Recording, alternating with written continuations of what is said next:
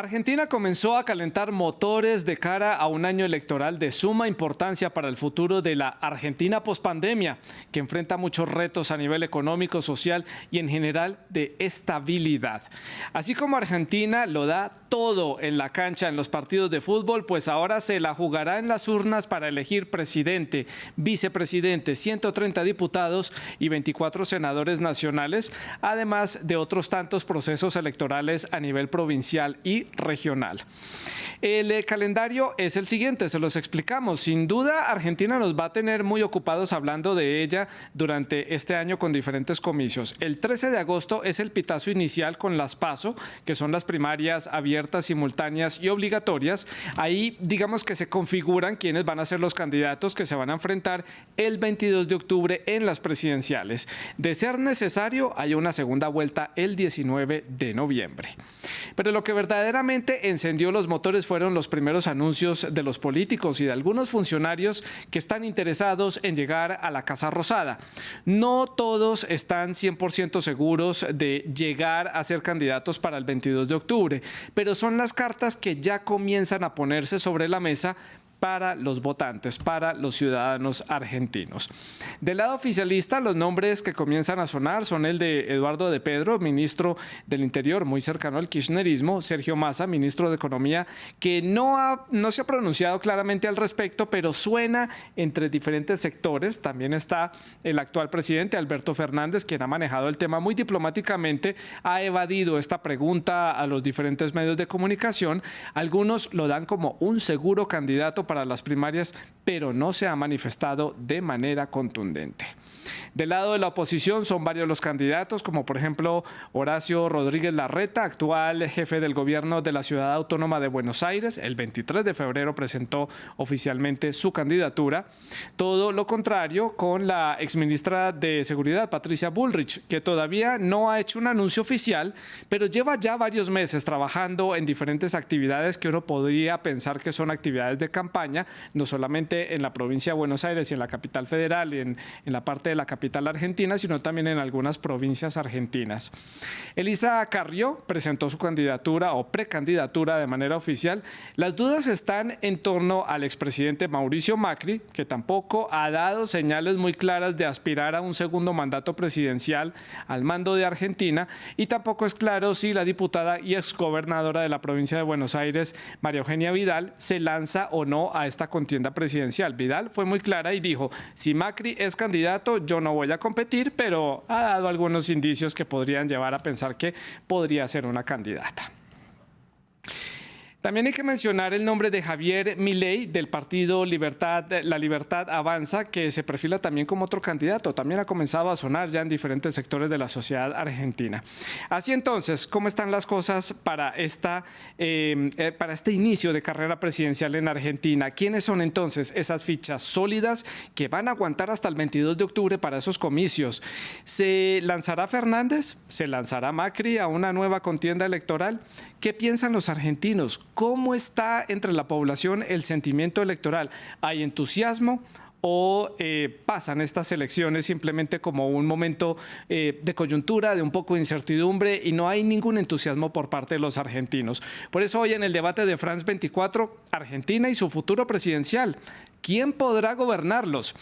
Para analizar este tema hemos invitado a Elsa Lenderrosas. Ella es directora de Ciencia Política de la Universidad de Buenos Aires. También está con nosotros Ignacio Lobaki. Él es analista político de la Universidad Católica Argentina. También es analista senior en Medley Global Advisors. Ustedes, nuestros televidentes, también hacen parte de este debate. Pueden dejar sus comentarios y sus preguntas a través de las redes sociales. Estamos en Twitter, en Facebook, en Instagram. Ustedes ya saben, nos encuentran como @France24-ES, la etiqueta, numeral, el debate F24, y a mí me encuentran como @Santilogo en Twitter. No olviden también que todos los contenidos del programa están en Apple Podcast, en Spotify, en Deezer y en TuneIn.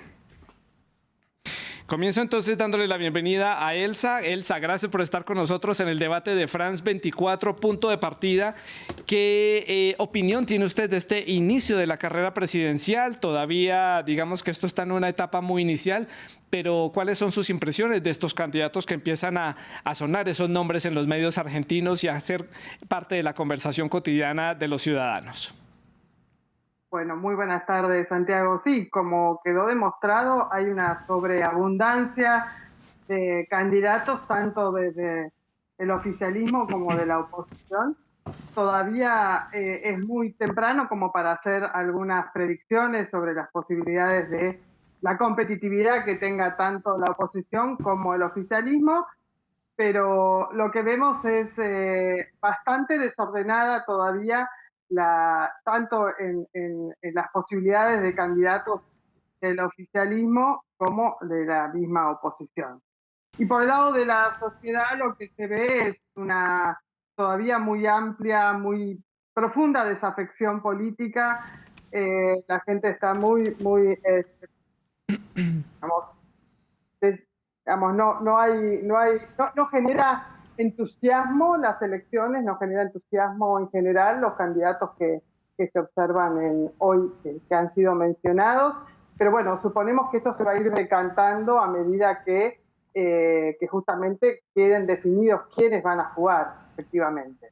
Claramente esto poco a poco los motores se irán calentando y esto irá enganchando aún más a los ciudadanos argentinos una vez se vaya configurando quiénes van a ser los candidatos. Ignacio, le doy la palabra. Bienvenido también usted al programa. Gracias por acompañarnos y su análisis, su opinión sobre este inicio de la campaña, estos primeros nombres que se dan a conocer. Bueno, yo diría que me parece que la política está en una conversación muy diferente a la conversación de la calle, ¿no? Se discuten candidaturas y la verdad que la prioridad de la sociedad está en otro lado, más en el día a día, en la inflación.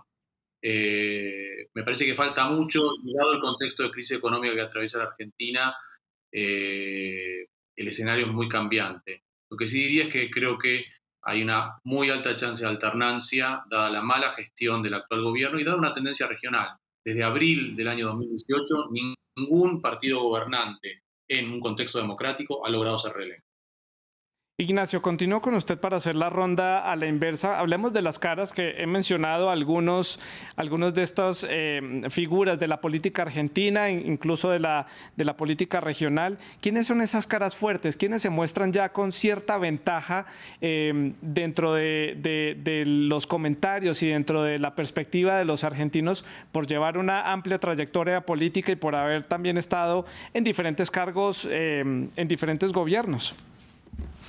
No, yo le diría que me parece que la ciudadanía está desenganchada y eso se nota cuando uno mira las encuestas, ¿no? Que cuesta ver a alguien que despunte de un liderazgo claro, ¿no? La figura con mayor intención de voto, si uno hiciera una encuesta, paradójicamente es la expresidenta y actual vicepresidenta Cristina Fernández de Kirchner. Lo que pasa es que ella no llegaría, sería probablemente la figura más votada individualmente en la primaria, ¿sí? Pero llevaría a su partido a la derrota, ¿no? Entonces, no hay en la ciudadanía no hay hoy ningún tipo de interés ni por la política ni por las elecciones. Es algo que la ciudadanía está más preocupada por la dinámica de la inflación. Digo, Claro, estamos corriendo con una inflación de sí. 100% anual. Ese es un tema que vamos a analizar más adelante en el programa. Quiero preguntarle a Elsa, para usted, Elsa, ¿quiénes son esas caras fuertes? ¿Quiénes son esos que tienen una amplia trayectoria política que pueden empezar a pararse bien dentro del escenario presidencial?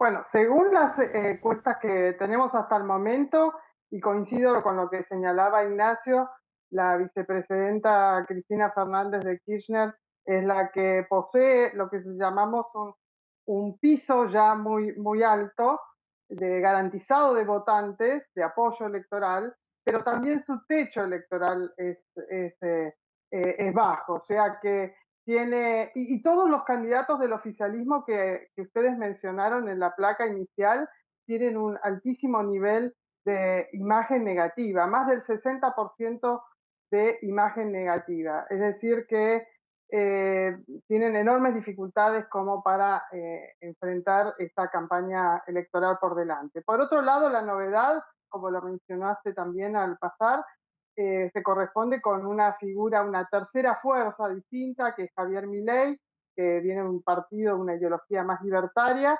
que, que, que plantea por el momento una intención de voto que puede rondar en el 15%. Pero estamos hablando todavía de escenarios muy preliminares, porque al no tener definidos exactamente quiénes van a ser los precandidatos, es muy difícil tener mediciones más precisas sobre esto, ¿no? Y del lado de la oposición, bueno, por el momento el jefe de gobierno de la Ciudad de Buenos Aires, Horacio Rodríguez Larreta, y Patricia Bullrich, ex ministra del gobierno del presidente Macri, son los que de alguna manera están más encaminados hacia encabezar la elección. Agregaría también que en ese pelotón de candidatos del oficialismo tiene que resolverse hacia adentro de la coalición, Claro. perdón, de la oposición, hacia adentro de la coalición de la oposición, la relación con los socios, ¿no? Es decir, con la coalición cívica, el caso de Elisa Carrió, y con el Partido del Radicalismo, que tiene también sus dos precandidatos, ¿no? Gerardo Morales y Facundo Manes, que todavía están muy bajos en las encuestas, pero que Sí. bueno, la coalición necesita resolver hacia adentro cómo va a llegar a las PASO, ¿no? A las elecciones primarias. Bueno, como ustedes lo dicen, estos nombres preliminares generan poca expectativa y poca emoción entre los argentinos. Ya ustedes mismos lo dicen, hay una sociedad argentina que está enfocada más en otros temas. Viéndolo desde afuera de las fronteras argentinas, hemos visto un país que está muy polarizado, muy dividido a lo largo de los últimos años. ¿Esto cómo se puede ver reflejado en este inicio de campaña, en este escenario electoral? Esto con ánimo de profundizar en eso que ustedes ya han comenzado a mencionar, Ignacio, de que todavía no hay un sentimiento de elecciones electorales, no hay candidatos que emocionen dentro de los argentinos. ¿Esta polarización cómo se va a ver reflejada en estos comicios? ¿O usted cree que eso ya comienza a cerrarse un poco? Yo no creo que la polarización en términos ideológicos sea tan alta. Más bien me parece que hay dos minorías intensas. Una minoría intensa kirchnerista y una minoría intensa muy antikirchnerista, y el grueso de la sociedad que no está en esa onda. Si tuviéramos tanta polarización, habría muchísimo más interés por la política, y no lo hay. Digo, por consumir noticias de política. Diría que hay sí polarización ideológica en el sentido que hay dos extremos muy chiquitos, minorías intensas, pero no eso que vi en reporte Edelman de la Argentina como el país más polarizado del mundo, me parece que es totalmente incorrecto. Elsa, su opinión, esta polarización es evidente, es palpable para estas elecciones. ¿Esto cómo va a repercutir en este proceso electoral? La gran pregunta me parece que es precisamente eso. Si los candidatos tienen que seguir apostando a agudizar y profundizar lo que llamamos acá la grieta, es decir, seguir polarizando, eso generar más enfrentamiento político, ideológico, o si por el contrario, y creo yo que es así, que la sociedad está muy cansada de esos enfrentamientos entre la clase política, como decía también Ignacio, la gente está preocupada de otros temas, entonces la pregunta es si en realidad lo que espera la sociedad y lo que va a votar la sociedad en agosto y luego en octubre es candidatos que apuesten más a la moderación, es decir, a superar ese enfrentamiento que está siendo fogoneado desde la política principalmente. Es decir, resumiendo, la pregunta es si se Sí. apuesta a profundizar esa polarización o si la sociedad va a acompañar más una postura moderada. Elsa, en ese orden de ideas, esta polarización, algunos años atrás, no es solamente un caso exclusivo de Argentina, lo vemos en buena parte de América Latina. ¿Esto qué frutos dio políticamente para los gobiernos de turno? Generar estas discusiones, estas confrontaciones. En el caso argentino, ¿benefició en algo en la política argentina? ¿Benefició a alguien en particular, algún movimiento político en particular? ¿O simplemente sirvió para generar una alternancia de poder y basta? ¿Elsa? A mí, yo Sí. creo que sí, precisamente digamos, tanto los gobiernos de Cristina Kirchner como el propio Cambiemos, ese enfrentamiento entre Macri y Cristina Kirchner, Mauricio Macri y Cristina Kirchner, es producto del funcionamiento y del rédito de los beneficios que de alguna manera, por diferenciación, obtienen los espacios políticos enfrentados. Y hay candidatos dentro del oficialismo y de la oposición que siguen tratando de usufructuar esos beneficios que eventualmente puede generar la grieta. Eh, la polarización. Así que yo creo que esta es la forma en la que la política se manejó en las últimas elecciones, en los últimos recambios y traspasos presidenciales. Piensen que los dos grandes espacios políticos sumados llegan más del 80%, poco más del 80% del electorado. O sea que esa polarización se corresponde con un resultado electoral también de dos grandes espacios políticos. Pero Ignacio, hoy creo que la sí, gente... sí, adelante, Elsa, tranquila, termine su idea. No, que creo que de alguna manera hay, en esta oportunidad me parece que ya hay un agotamiento de parte de la sociedad, Sí, lo dicen las encuestas, las mediciones de opinión, ¿no? La gente está un poco ya agotada del enfrentamiento entre la clase política, entre los dirigentes claro. políticos y que no resuelven las necesidades de la sociedad. Bueno, los argentinos no son los únicos que están cansados de esta polarización. Eso también se ve reflejado en Brasil, en Colombia, en Venezuela, en varios países de América Latina. Es una realidad que tal parece se ve en muchos países de la región. Ignacio, su opinión sobre lo que deja estos años de división, estos años de polarización, de enfrentamiento político. ¿Algo para rescatar de estos años de enfrentamiento? ¿Cree usted que hay algo que podamos rescatar de ahí? No, nada, básicamente la Argentina es un país que tiene una economía estancada desde el año 2011, donde se ha reintroducido términos políticos que estaban erradicados hace mucho tiempo, muy denigratorios. Por ejemplo, Y, por ejemplo, en la década del 50 a los antiperonistas se les decía gorilas, no importa por qué, ok, un término muy despectivo, y ese término se reinstaló en los primeros años de este siglo. El kirchnerismo tuvo mucho que ver en su discurso, en ver al adversario como un enemigo, y de alguna manera contagió esa lógica al resto del sistema político. Yo creo que esto no deja nada de positivo. Ignacio, pasando, usted lo ha mencionado ya varias veces en sus intervenciones, los argentinos están preocupados en otras cosas, no solamente porque están en temporada de verano, todavía no termina y están distraídos con otras cosas, pero ¿cuáles pueden ser esos temas que van a abarcar esta carrera presidencial, estas campañas?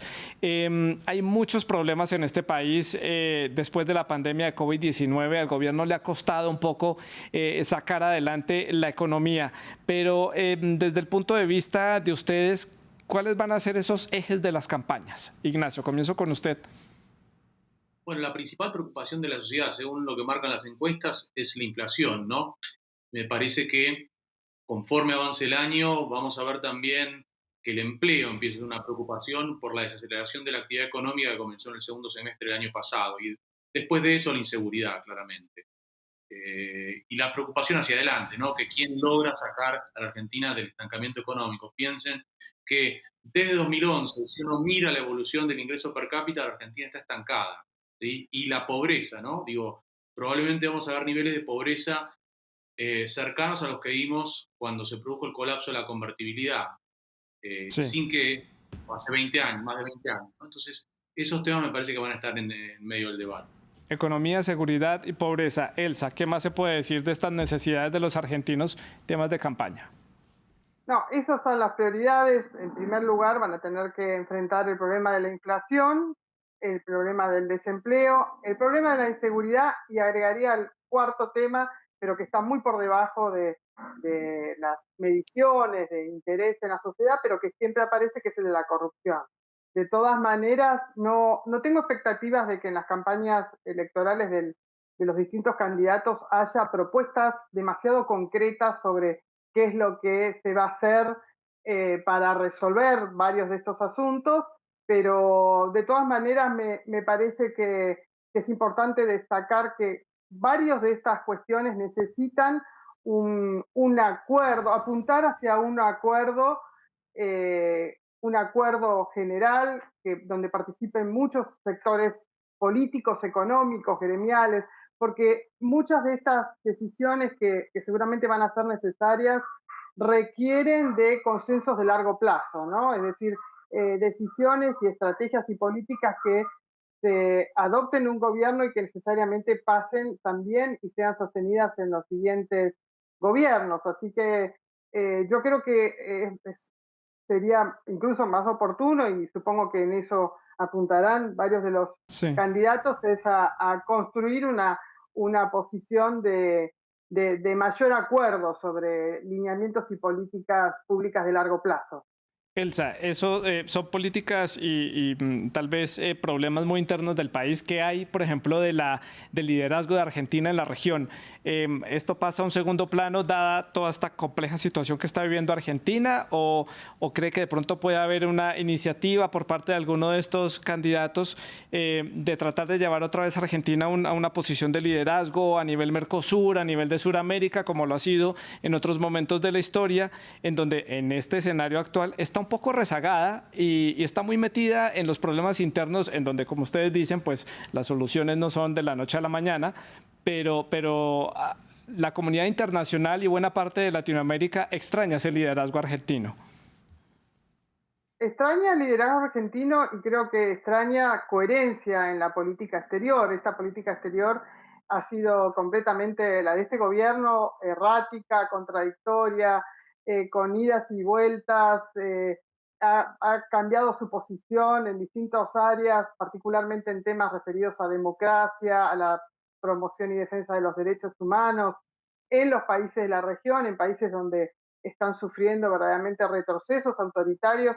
Entonces, la política exterior de este gobierno en ese sentido ha perdido el prestigio y la reputación que tuvo en el pasado, en cuestiones y en temas en los que siempre se sobresalió de alguna manera. Entonces, me parece que tiene en la política exterior hay un proceso necesario de reconstruir una coherencia, una línea de principios y de posiciones que de alguna manera generen también previsibilidad en los otros actores, ¿no? En los países de la región. Y bueno, Claro, y también el compromiso de la participación en las instituciones regionales, sin una mirada sí, atada a la ideología, es decir, respetando las particularidades de los gobiernos de los países vecinos y de la región. Es decir, no someter o atar su sí, lineamiento de política exterior a la afinidad ideológica que se tenga o no con esos gobiernos. Que creo que eso fue sí. error de esta actual administración y que generó demasiados ruidos y demasiadas Sí. tensiones abiertas con varios países vecinos. Ignacio, le doy tiempo para que usted haga su aporte si desea decir algo sobre este tema de la política exterior y el liderazgo argentino y le amplío un poco la pregunta sobre cómo llegan las grandes fuerzas políticas a este escenario preelectoral. ¿Cómo llega la coalición del oficialismo y cómo llega la coalición de la oposición a este escenario preelectoral? Veíamos, por lo menos lo puede leer uno en varios medios argentinos, que el oficialismo llega un poco fracturado, que llega como con divisiones. 4 senadores se salieron de esta coalición. Muchos decían que esto era una evidencia de que efectivamente esa coalición oficial pues nunca había logrado como asentar bien sus bases a la hora de gobernar. ¿Cuál es su análisis? Bueno, yendo a la cuestión del liderazgo, yo diría que para tener liderazgo hay que tener capacidades, ¿sí? Y hay que tener también prestigio, ¿no? Hard power y soft power. Y me parece que la Argentina no cuenta con ninguna de las dos cosas en este momento, que por una cuestión de vacío que hubo en América Latina, el presidente Fernández trató de ser como el interlocutor privilegiado con Washington. Argentina ocupó la presidencia de la CELAC y fue sucedida por Senquit Nevis, lo cual revela un poquito la irrelevancia de la CELAC, ¿no? Así que yo no veo eso de tratar de volver a ocupar liderazgo. Primero va a tener que ocuparse de resolver las cuestiones internas. Respecto a cómo llegan las coaliciones, me parece que las dos coaliciones enfrentan problemas distintos. El problema del Frente de Todos es que es altamente probable que termine en una derrota electoral, ¿no? Y entonces, y todos sus candidatos, como bien dijo Elsa, tienen una alta imagen negativa, ¿no? El problema de la coalición opositora principal, de Juntos por el Cambio, es el opuesto, ¿no? Que lleva a que la interna sea como casi como una lucha fratricida, que está la percepción instalada de que se va a ganar la elección, entonces los candidatos creen que el que gana la PASO es el próximo presidente, ¿no? Y eso lleva a que la interna sea bastante virulenta y me parece que ahí hay un problema, ¿no? Porque no perciben que esa virulencia cansa al votante, ¿no? Entonces, yo digo, en varios países de la región hemos visto procesos de desinstitucionalización de los sistemas de partidos. Me pregunto si la Argentina no se está exponiendo a eso. Elsa, ¿qué puede decir usted al respecto? Yo lo que agregaría, porque coincido con lo que señalaba también Ignacio, lo que agregaría es la particular situación en la que atraviesa el oficialismo, el Frente de Todos, ¿no? Un presidente que todavía no se sabe si va a intentar ir a la reelección, que mantiene viva esa posibilidad justamente para no verse licuado su poder, ¿no? Es decir, bueno, si ya se anuncia como un presidente que no va a la reelección, directamente es la figura del pato rengo, como se lo llama, ¿no? Entonces, en primer lugar es esa, la particular y peculiar situación en la que está el presidente, que ni siquiera se sabe si va a ir a la reelección y que además se va a someter a una elección primaria junto con posibles subministros. Eso es una situación muy particular, nunca lo hemos visto en la política argentina. Así que la primera peculiaridad es esa. Y con respecto a la oposición, yo creo que señalaría que además de que evidentemente hay más posibilidades de que la oposición gane las elecciones, existe dentro de la oposición la figura de presidente Macri que pretende actuar y que actúa como el gran elector hacia adentro, el que segura o posiblemente no sea candidato, pero que sí tenga la posibilidad de definir los lineamientos que puedan asumir sus candidatos de la fuerza política de la que es parte, ¿no? Y la que ejerce su liderazgo. Entonces, esa es la... Elsa, usted dice que es un escenario muy particular, efectivamente lo es. Pocos indicios hay de si el presidente Fernández aspira a una reelección o no, si lo va a hacer o no, pero desde su análisis, ¿usted cree que el presidente se va a lanzar? ¿Se va a exponer a un aspaso frente a sus ministros y aspirar a una reelección en ese escenario cuando aparentemente la tendencia y el ánimo no está a favor del oficialismo? ¿Cree usted que se lanza? La opinión, digamos, la opinión positiva que tiene la sociedad sobre el presidente está por el piso, es decir, el nivel de rechazo de su imagen y de la gestión de gobierno es altísima.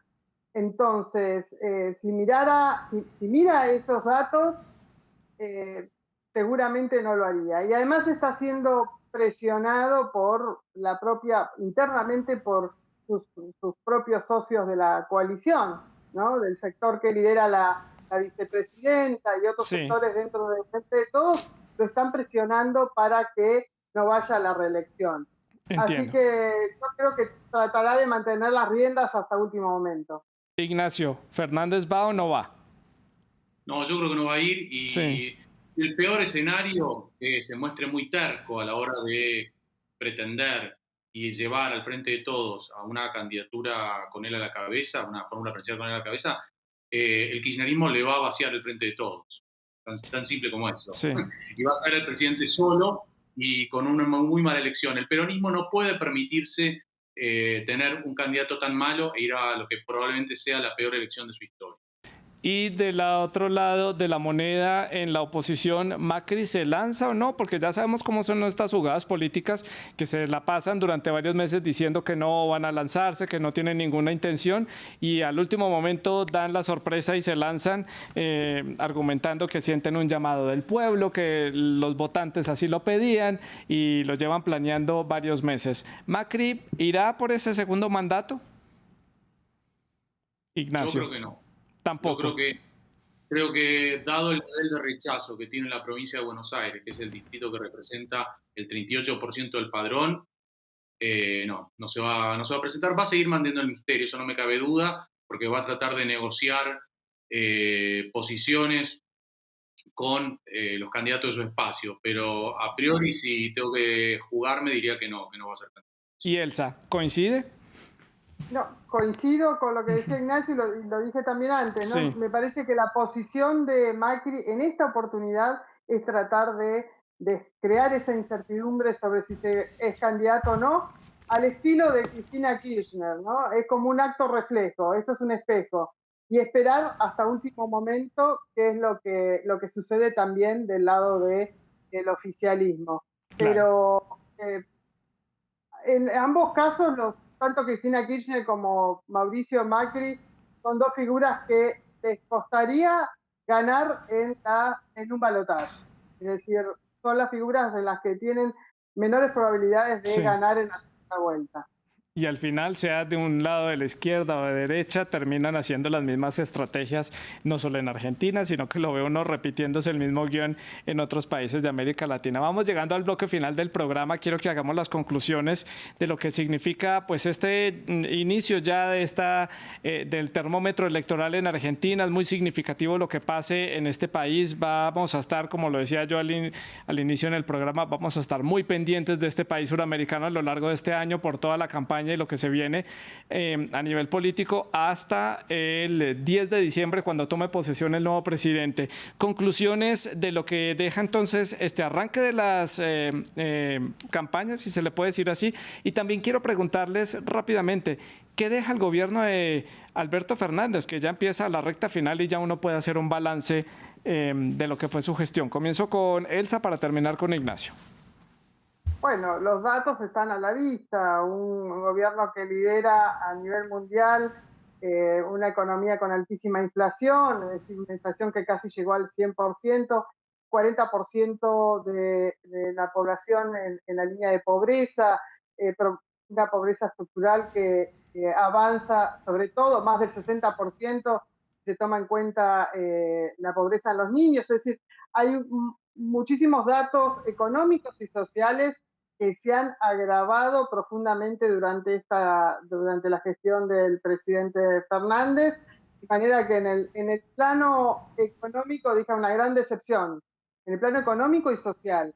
Y yo agregaría también los datos referidos a educación, que como resultado o efecto de la pandemia se han empeorado y ha agravado fuertemente. Entonces, el balance es bastante decepcionante para la sociedad argentina. Ignacio, su opinión en conclusión para el cierre.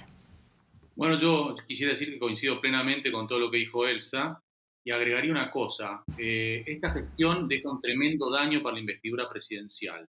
Cuando la hoy vicepresidenta Cristina Fernández en 2019 anunció que ella iba a ir por la vicepresidencia y que iba a llevar como candidato o presidente a su ex jefe de gabinete, con el que había estado enemistado durante varios años, Alberto Fernández, mucha gente se comenzó a preguntar quién iba a tener el poder efectivamente, cómo iba a ser esta experiencia.